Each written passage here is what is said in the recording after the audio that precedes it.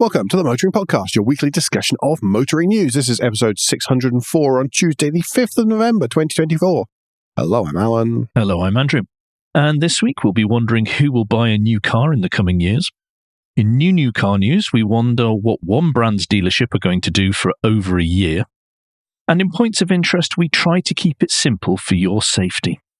But first, we have some follow-up. Right, now, just to be clear, there are a couple of articles or news items that we have to discuss this week where we are going to link to a lot of other articles and try and bring you up to date because they're quite complex. Professor Clues is going to set you some homework, everyone. Yes, there will be a test next week on who's read everything. It's not a test, it's a quiz, which is a subtle test. Yeah, but if you fail, you've done badly. That's a test. Yeah. I'm going to start with the EU versus China and electric vehicle tariffs. And as of the 31st of October, the EU special tariffs came into play. This has caused SAIC, who is the owner of the likes of MG, who were hit particularly hard because they were accused of not helping out the EU's investigation as much as the EU hoped they would. They are taking the EU to court over this. We discussed that they were thinking about it. Well, they are going to take them to court and say it's unfair because the EU got stuff wrong. On top of that, and this is where we're really compacting as much information into one segment as possible, China is reportedly, as in the Chinese government, is reportedly urging car manufacturers to not actually start building their cars in the EU, as is the very transparent hope the EU have with the tariffs, because they are, well, if you build them in China, tough, but if you build them here, no problem. It's a play that China did many decades ago and has been very successful for them on a number of levels. Yes, that mostly seems at the moment, maybe not by next week, to be the sort of mostly Chinese government controlled car manufacturers. So BYD, Xpeng, if you pronounce it, and NIO. People are less certain about just what they're going to do because they are completely private. Completely private. Yes. Watch those fingers. Don't dislocate them. That's another step up in the whole trade war without being openly trade war-y. And on top of that, the Chinese government has said that they now need to have a full, detailed, step-by-step tracing of how rare earths are used in Western supply chains, according to the China Digital Times, the article that we're linked in the show notes. There's going to be about 4 articles linked in the show notes to the various pieces. This is very similar to what the EU is going to do with the battery passport that we've talked about. Yes. Is basically understanding where stuff has been dug out the ground, how it was processed, by whom, what was used, where it was placed, and then recycled. China is now flexing its muscle in understanding where their stuff goes when it goes abroad.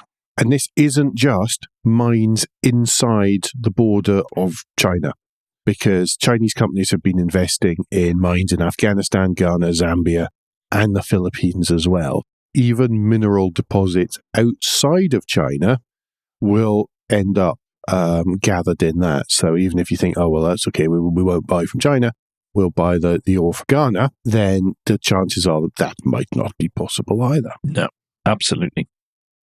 It's all been a bit busy in the space of a week. Yes.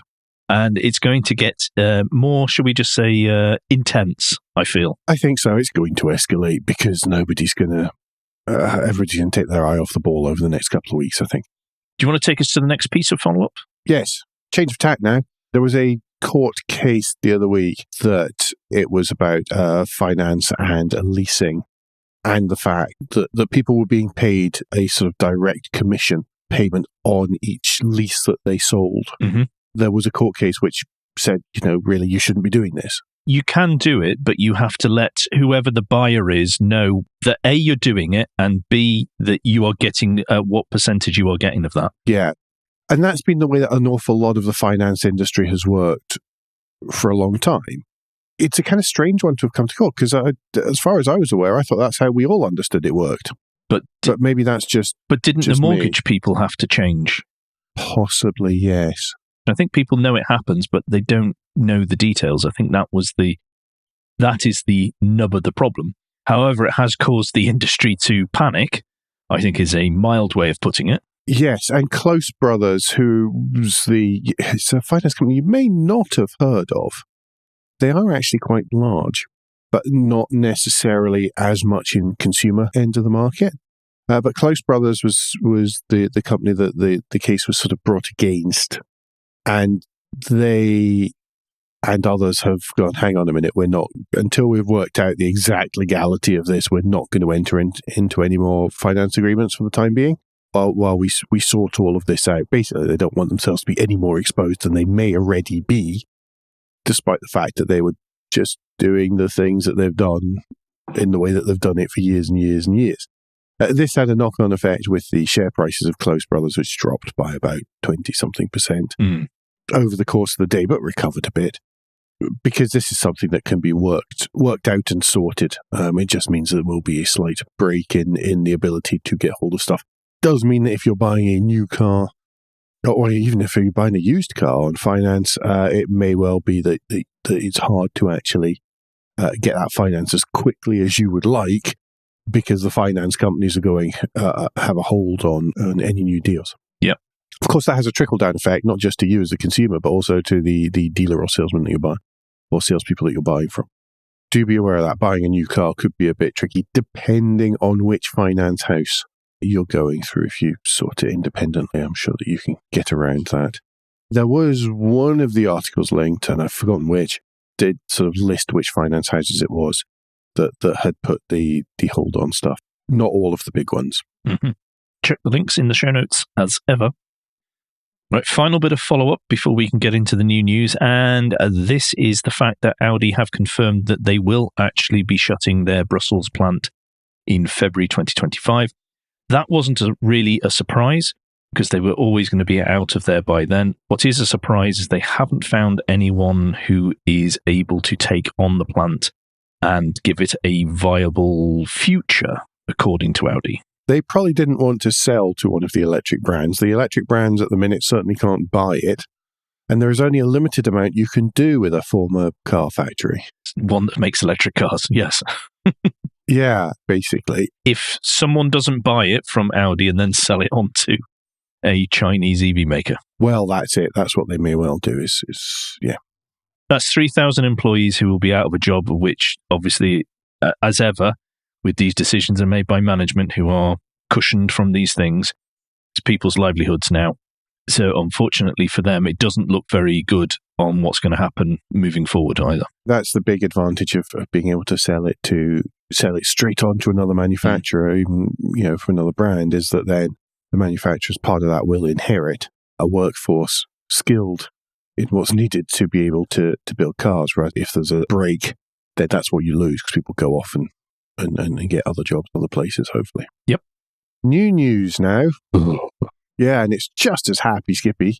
It was the new UK government's first budget announcement last week. We mercifully just missed it as we were recording the show on the Tuesday. And it turns out the Chancellor of the Exchequer, Rachel Reeves' first budget ushers £40 billion in tax rises amongst fiscal shift. Not just for the car industry, that, by the way. Not just for the car industry. Everybody was well warned that there would be rises in basically taxes on everything coming up. National insurance, minimum wages rising as well, all of that kind of thing. But I think we're going to try to really focus on the sort of direct consumer impacts. Yeah, because those obviously will have an impact through the system because there are companies who sell you cars, build cars, and they will be hit by it. Exactly. First things first, good news. I'm so shocked at this good news, Alan. So shocked at this. The fuel duty escalator thing is being frozen for another year. It's like this threat. It's going to be a threat over everyone. And the existing 5p cut to the duty will be retained for another year as well. It was very interesting watching how angry certain commentators got about this, suggesting that the government was in fact delaying the transfer to EVs by not putting up the price of fuel. Really? It's amazing how many people, and there'll be other elements that we discuss, how many people want to see a lot of portions of the population suffer and become even more financially penalised as they sit in their £70,000, £80,000 electric vehicle that they charge at home. Next one, electric vehicles and taxes on that. There's a significant, when I say significant, I mean doubling of the amount of the cost of the first year vehicle excise duty. So for zero emission vehicles, it will remain £10. For hybrid vehicles between 1 and 50 grams of CO2 per kilometre, it's £110. From 51 to 75 grams per kilometre, will pay £130 the first year. Petrol and diesel vehicles, basically anything emitting more than 76 grams per kilometre, will see that first year VED rate double in 2025 to 2026. That's going to make traditional fuel cars more costly in terms of road tax. So very much a stick and the same size of carrot as there was previously. Slightly bigger stick, I think, because if you're hitting hybrids as well. Yeah. Sorry, yes, it is a bigger stick. Sorry. Again, this is one of these news items where we have lots of articles linked for you to be able to get through, because there's lots of elements and nuance to these matters, which makes me very happy that we had a week to digest this, actually. I was really glad we weren't recording the day after or anything, because it's still... so much info. Things haven't... The silt hasn't had time to settle at the bottom of the tank by then. You can't sort of then... No. Flick through and decide which are the good bits and which are the good stories and which are the bad stories. Just to give a quick idea of what differences it will make, and this is on an Autocar article that's linked in, a 1.3 litre cash cow, which has got 142 grams per kilometre CO2, will now pay an extra £270 for the first year. So that's on top of what it was already paying. If you are lucky enough to be able to buy a BMW M3, you are having an additional, and I'm stressing additional, 2,340. Yeah. These changes will raise £400 million, an additional £400 million in tax, supposedly. I assume they're taking over the fact that fewer people might buy cars as a result, but then whenever you look at the list price of an M3, it's not actually going to make that much difference. And the thing is, people are barely going to notice because it's actually going to be rolled into the monthlies. If you can get a finance deal in the first place. Yeah, yes. If that hasn't been closed down by one. That is the thing, is if you're doing it finance-wise, you're not going to notice that, and that's what they're banking on, why they're happy to do it. Or maybe not happy, but why they have done it. Yeah. There's going to be a bunch of changes to company car tax. The benefit in kind, if you have a plug-in hybrid, is going to go from a very small percentage to 18%, isn't it? Rising to 19 in 2029, 2030. That's from April 2028, by the way. The business in kind stuff is 28. The VED stuff is from April next year. Yes. So there is a while. And then if you already have something, this mostly comes into the next story, which is the double cab pickups, isn't it? Yeah. That there is a delay in the introduction of it, and it's only on new ones. Mm-hmm. There's an excellent article on the double cab pickup changes. A lot of people get very, very angry about the double cab pickup thing. You'll notice if you look at the double cab pickup market, there are very few pickups on sale now, partly as a result of that. Because sure, it previously could potentially be a tax dodge, but it was one that had an awful lot of drawbacks. First of which is you were driving a pickup.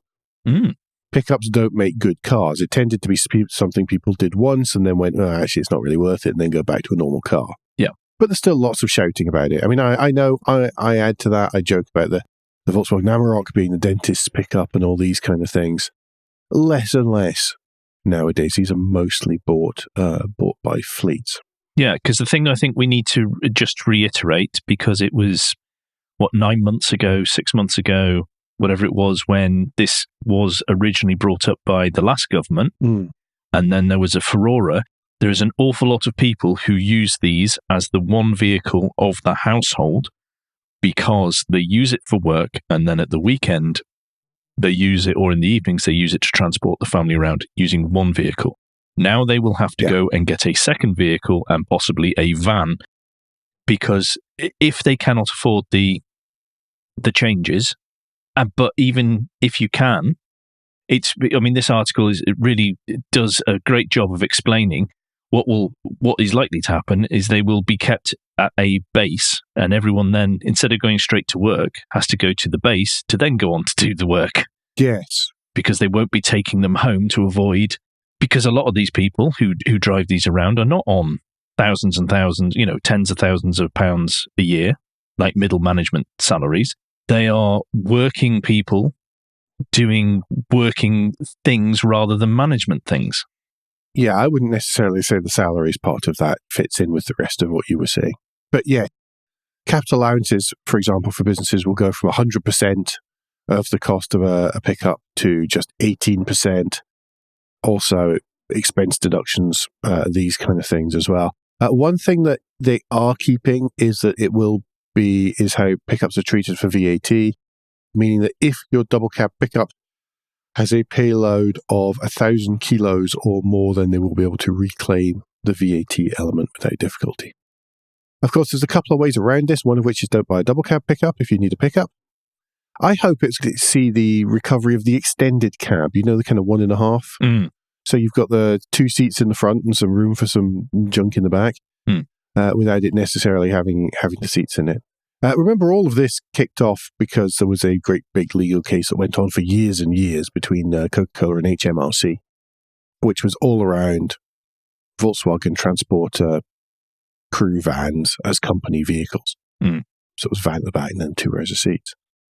Lots of stuff here. If you've bought, leased or ordered a double cab pickup for the 6th of April 2024, transitional rules will see that the classification remains in place until you sell the vehicle on or the lease ends, or until the 5th of April 2029 at the latest. So if you already have one on order, you're not going to be penalised historically for that. Yep.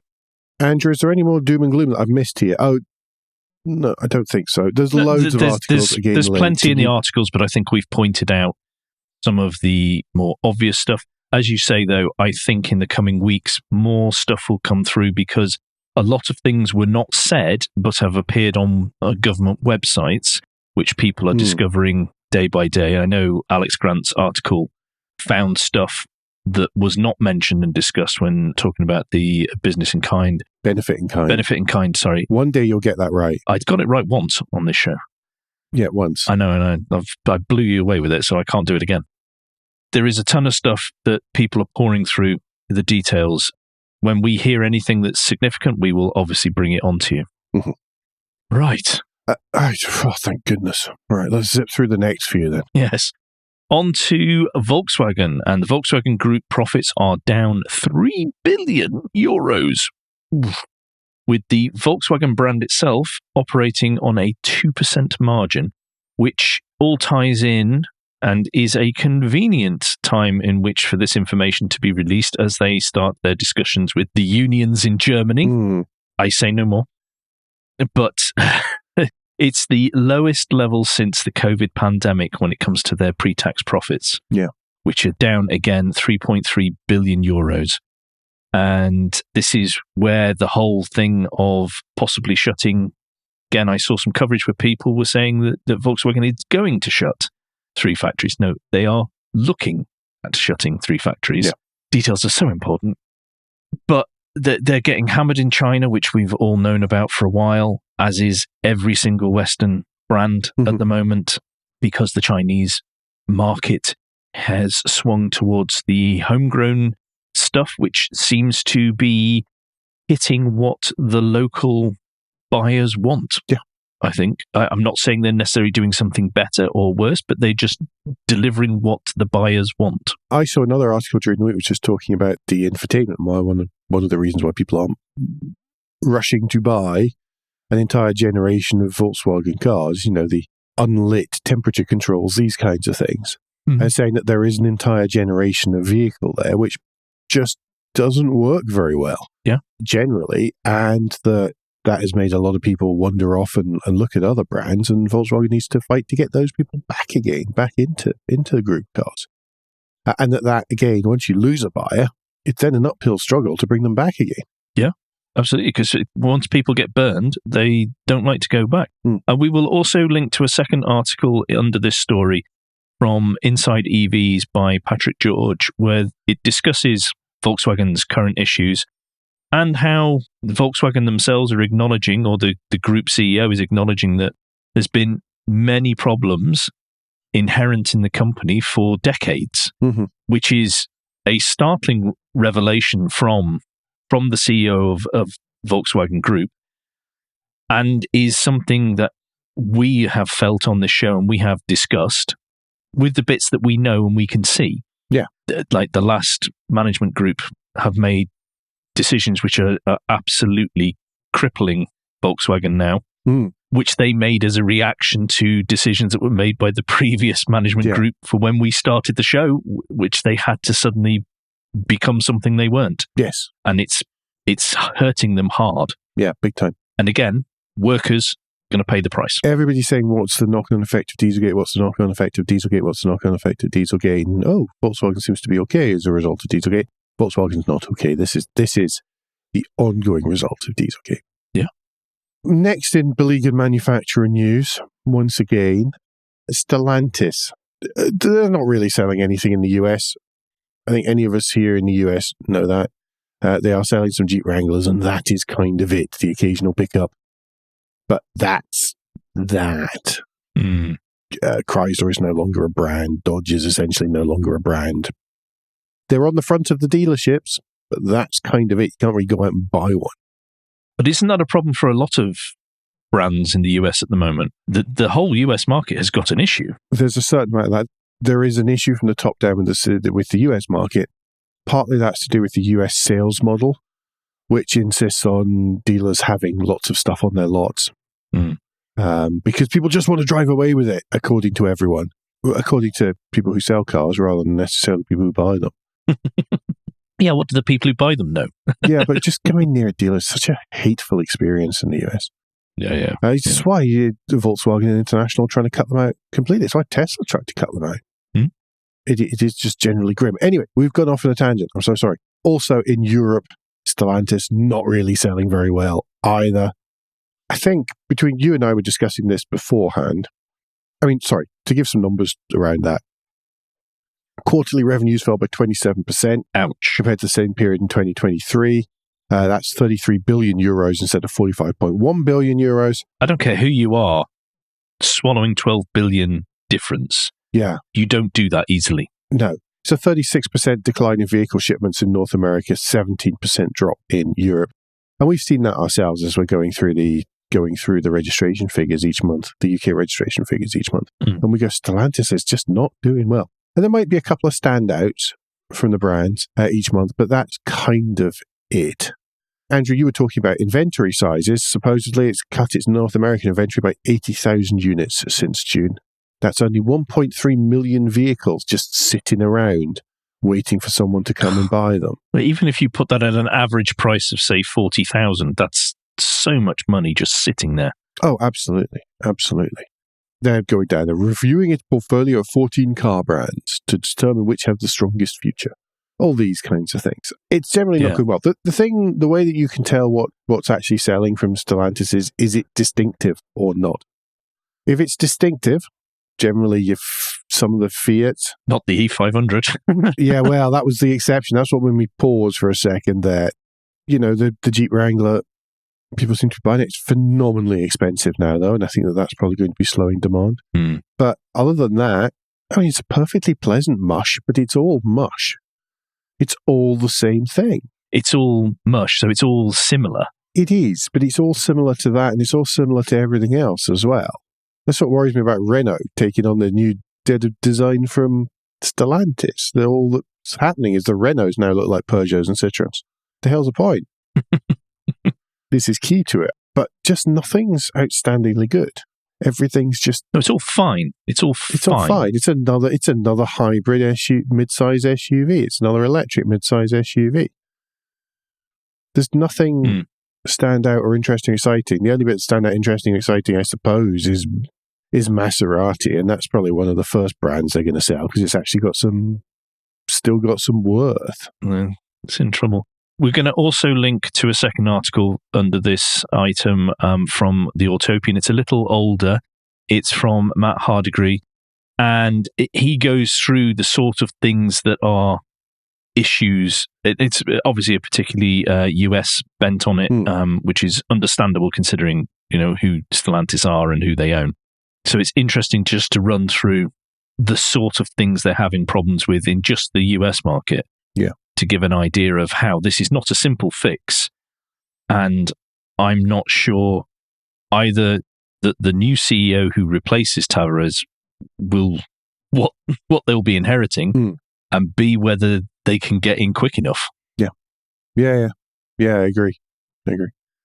Anyway, should we move on to someone familiar from Stellantis conversations over the last few weeks? Yes. Maria Grazia Divino, who was heading up the UK operations for Stellantis and left, we discussed this last week or the week before, left with immediate effect, is now going to head up BYD's European efforts for expansion. I would just like to celebrate and thank my crystal ball for that particular guess that we're going to see her very soon. It's what happens in business. Yeah.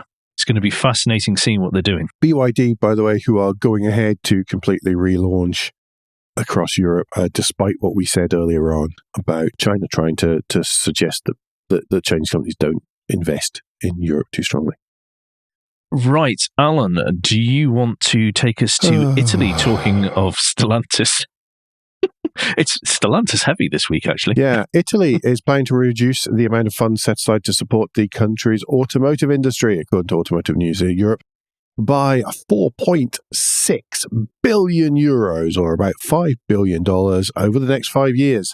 And this is seen as pretty much a direct result of Stellantis warring with the Italian government and the Italian Prime Minister, Giorgia Meloni. Who knew that if your only tactic is to try and bully and shout at people, that sometimes they don't react too well to that? A bullying tactic with Italians. Here is what happens when French and Italians fall out. Car industry keeps trying to do this and keeps trying to go, well, of course we're far too big to fail. You need us for the jobs, and Italian government, which is not the nicest government in the world ever, by the way, is turning around and going, well, stuff you then if you're going to be like that. And it's not a surprise. This was going to happen somewhere at some point. There's a high chance it's going to happen in the UK. Yeah. To be honest, if Nissan try it. The money that was, Stellantis have already tried it as well, haven't they? The money that was allocated previously to the automotive industry is now apparently going to be used on other projects.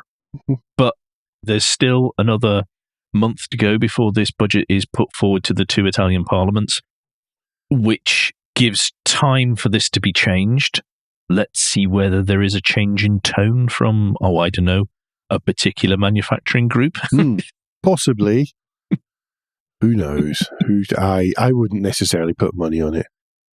Andrew, McLaren, a little bit closer to home, perhaps. Yes, via the Middle East. McLaren are their owner, which is the Bahrain Sovereign Wealth Fund, Mumtalakat. So at this point, you're talking about McLaren Group, aren't you? Yes, it's McLaren Group. They took over full ownership of McLaren Group in April. So that's the car firm and McLaren Racing. And they have signed a non-binding agreement with specialist investment vehicle CYVN Holdings, who are Abu Dhabi based, which also promises to inject fresh cash into the car maker. The CYVN has invested in Gordon Murray Technologies, the British startup 47. What have 47 I done? don't know. We've mentioned them before, but it was years ago. Yeah. The name is familiar, but also, interestingly, NIO, the Chinese EV company. And there is discussions. Oh dear, this is investment, so please be prepared for the quote of bring potential synergies to complement and enhance McLaren's product strategy. Well, somebody got paid for writing that sentence, I suppose. Yes. Since the COVID outbreak, McLaren Automotive have really, really struggled. They had to lay off, if you remember, they've had to lay off 1,200 people. They had to basically get taken over by Mumtalakat. And in November last year, they got an injection of £450 million by several, and it says on this Autocar article, unnamed shareholders. But I just hope for some stability for them. I hope that they can just have an even keel long enough to start getting out good products that people want. Yes, that don't all look the same, you mean? I will just delete saying Aston Martin from that statement. Now insert McLaren. Yeah, it does seem to have taken on Aston Martin's mantle and not the mantle that you would want from Aston Martin. No. But there's one thing here, though, that does interest me. If they do start cross-pollinating, wouldn't it be fascinating to see Gordon Murray Technologies involved in McLaren? Again. Yes, and they're not quite so positive, though. If they are taking stuff from NIO, depending on that stuff, may mean they cannot sell in the US, which is a bit of a hindrance. I don't think they would do that. I don't think they would be that silly. Don't be that silly. Please don't be. No. Too important to market. Yes, I would hope so, but you don't know what desperate companies do in desperate times. True. Last story before Guilt Minute. The British Postal Service is stocking up on electric Peugeot vans. Finally. Well, they're confirming what that they announced in July. They're confirming exactly what they're going to be getting now. Yes. Yeah, well, this is true. They have signed and they are, there we go, major Stellantis orders here. 1,100 e-partner and 1,000 e-expert vehicles have been ordered. Why not the Vauxhall van? Traditionally bought Peugeot. For the last long while, they've bought Peugeots. Okay. I know, because they all used to get stored at Rockingham, because they come from the Fleet Depot and the outskirts of Corbion. Would it not be, from an optics point of view, look better to... This is the Royal Mail. The Royal Mail doesn't actually care, have a clue or anything. As long as it's the cheapest, they'll buy it. Don't apply any kind of common sense to Royal Mail. No, I know. We can see that. They are... Anyone in the UK can see that. They are not the wisest organisation. The new e-partner has a 213-mile WLTP range and has 270 Newton meters of torque. That'll be really good for burning rubber out of all the junctions. With a 50 kilowatt hour battery, new regen, and flappy paddles to activate the regen. The last thing you need is a postman with flappy paddles. Peugeot's all proud and happy, and isn't that nice? The Royal Mail is trying to electrify its entire fleet by 2030. That was an announcement it made in 2021, but it did start out with LEVC transporter vans, but ultimately, obviously not. They've gone with Stellantis vehicles instead. Mm-hmm. That, by the way, is why all the Post vans all have Kettering, Northamptonshire number plates, is what I said earlier. That finally brings us to the end of the first part. Sorry, everyone. There was some real chunky items that we needed to catch up on. There were some agonizingly painful items that we had to catch up on. Still, for those of you who listen in the gym and were trying to get some miles in on the running machine before Guilt Minute, then you've had plenty of opportunity this week. Lucky you. They've showered and gone home. I would have done. That means, though, that it's Guilt Minute, quick break in the show where we ask for a tad of financial support to keep the lights on and the hosting running. If you feel the Motoring Podcast worth small consideration every month, then you can become a patron. Different levels of patron include different levels of commitment from us to you, including being able to watch the show recorded live. We also have a small range of merchandise in our spring store, from stickers to mugs and t-shirts. If you don't have any spare cash, and we do completely understand, then you can help us by following for free from a podcast player to receive every show as they're released, and by liking and rating the show, whatever way your podcast supplier lets you. If you've done all of that, and some of you do, so thank you very much, then the last thing you can do is to recommend us to your friends or colleagues. Thank you, everyone that does. Okay, new car news, and I'm going to start with one from Autocar that's linked in the show notes. And Hyundai have brought out a concept for a hydrogen powertrain, or a new hydrogen powertrain, called the Initium. Yeah. See, that's what happens when you just read things and can't speak. They're claiming it's the new Nexo, which Alan has driven, remember? Mm-hmm. And it is a chunky SUV, which apparently gives off the whole vibe of safe and solid, which apparently is part to do with the fact that it's a hydrogen vehicle, but also that people want that in their SUVs these days. They want to feel safe and solid. Mhm. It's like a normal SUV until you get to the back end, and then it goes a little bit different. Well, it's like an Ioniq 5 and a Pontiac Aztec got at it. That's basically what the outcome is. I think it is. Andrew doesn't really like it. He's not saying he doesn't like it, but he doesn't like it. I can tell by the sort of slightly smug look he's got. It's just another SUV. I know it's just another SUV, but at least it is slightly different. I mean, they've tried to do something a bit different. Yeah. What I do like, so bad, apart from the lights, I like the roof rack. It'll never come to production, but I like the roof rack. The roof rack is very cool, yes. I quite like it. So there we go. Yes, but you had a Veyros. I know. Well, that's it. I mean, my level of authority on these is either raised or lowered, depending on what you think of the Isuzu Veyros. But yes, it needs more cladding. Whether or not it comes to UK is a different matter. There may be one or two demo ones, but I don't think it will very much of a production car. Mostly because of the infrastructure. Yeah, as we've said for some time now, private vehicles and hydrogen don't make as much sense, particularly with the advancements in electric vehicle technology. And then it all gets blown out the water if, and that's a huge, enormous if, someone can come up with a solid-state battery that is usable and doesn't cost an absolute fortune. This is very true. Well, do you want to take us on to something that's a little bit lower than that SUV? Yes, it's definitely not an SUV. Callum, Srian Callum's self-named design and engineering consultancy, as it says here in Autocar, has been building a couple more road-legal Jaguar CX-75s, which was, of course, the Jaguar supercar concept that only really came to fruition as a rather lame baddies car in a Bond film not so long ago. But they built a second road-legal one. It is very nice sage green, very nice cream and green interior. Oh, it's lovely green on the outside. Whether or not Jaguar should have built the CX-75 is a different matter.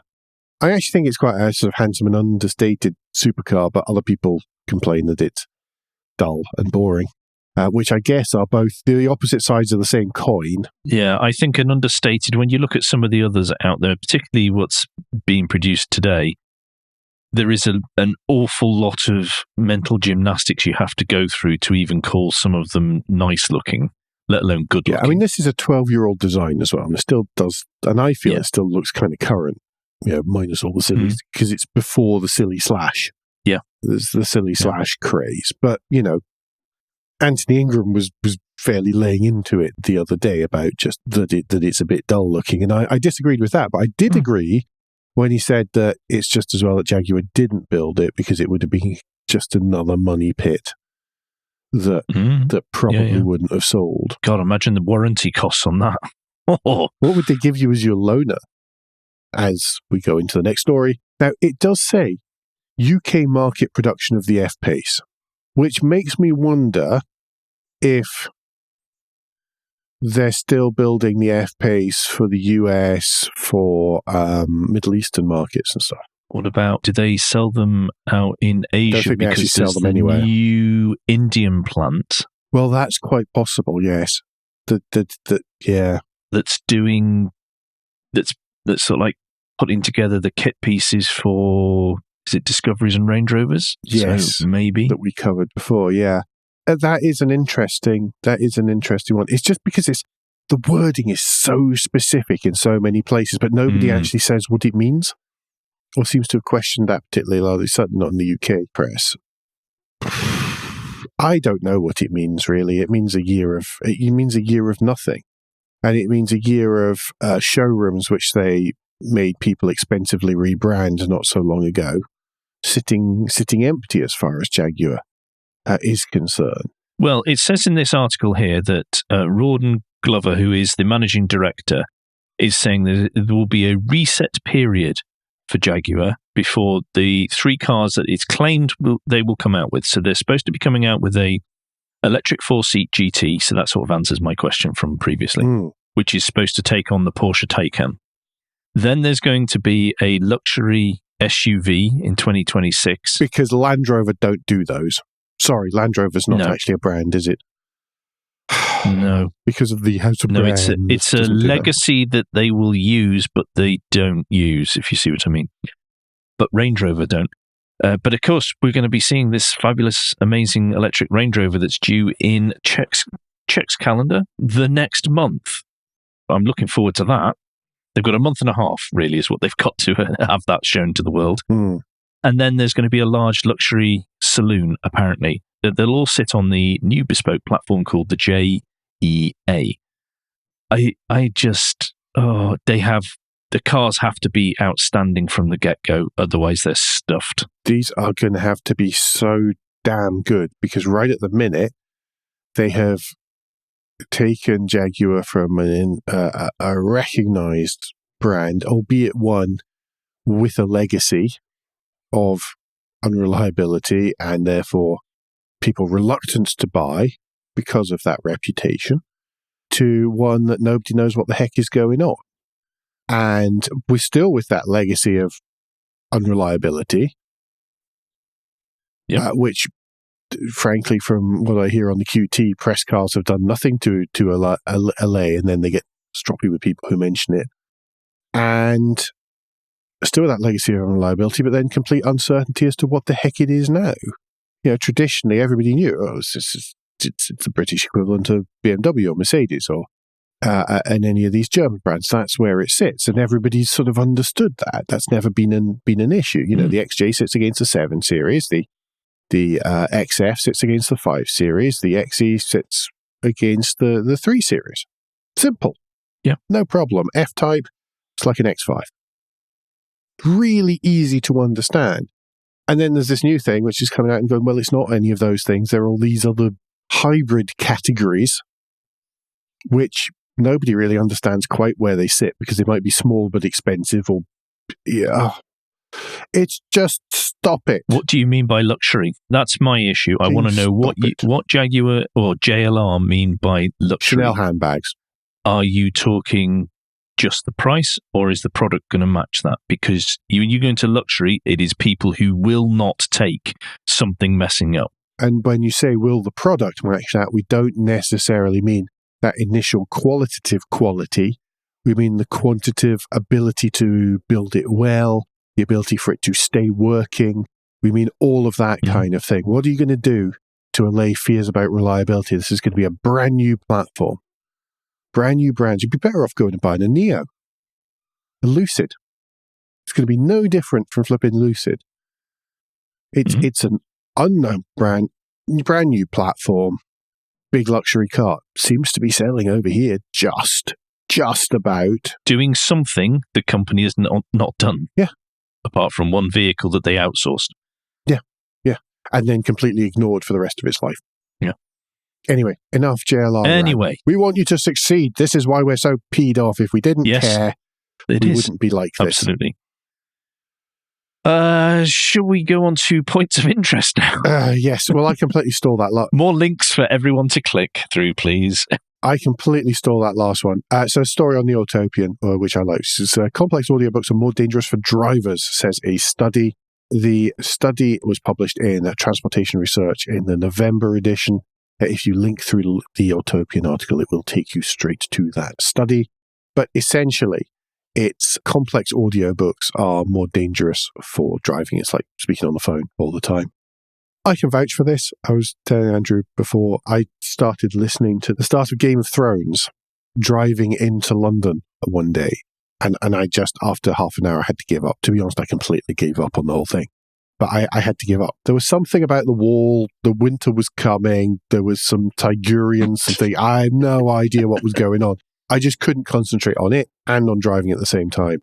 It seems that I'm not the only person. So have a read of the Autopian article which will take you a good 5 or 6 minutes through your lunch. And then if you are interested in more, then there is a link in the second paragraph right through to the research paper that this is based on. Because there are some positive safety aspects from the research. So it is really worth paying some attention to this. It's a very interesting outcome. Yes, it also says having too little stimulation can also be dangerous. It's finding the Goldilocks level of... Hopefully the Motoring Podcast fits that need. I was going to say, we recommend automotive news podcasts. So that's probably worth a read for your lunchtime. Okay, Alan, let's move on to what we found the hardest to fill this week. Ever since the advent of AI slop, then of course places have stopped publishing listicles because the AI, it's too easy for AI slop to just basically copy it and get them all wrong. Become an increasingly tricky slot to fill. And we will not use any AI slop. We will not link to a publication or an article that we think has used, or we can see has used AI. From September this year, and it is the best-selling American cars of all time. And we titled it in our Trello board, where we have the links for possible articles that we'll discuss. We had it, if we get desperate, we can put this one in. So if anyone finds any good lists that are not AI slop, please do send them our way. We will be happy to share them. Anything you think is of interest that is connected with the automotive or motoring world, please do let us know, because we are struggling to the point where this may have to go as a feature because we can't fill it. It's because we just can't fill it. Which is really disappointing. I quite like this one. Whilst I've waffled on, Alan, have you had a chance to pick your one vehicle, one car from the 31 slides that you'd go, yeah, I'd have that, even though there's so many been sold? Because you do like a left field choice, and you like there not to be many of them about. Yes, well, that makes this incredibly difficult because, I mean, there's lots of stuff, but one of the things is that many of these vehicles and namings were around for like 50 years. Yeah. If I go for number 9, for example, it's from a brand which doesn't exist anymore, but it's still number 9, and it's the Oldsmobile 88. And the reason it's there is because it was produced, there was a model called the 88 from 1949 until 1999.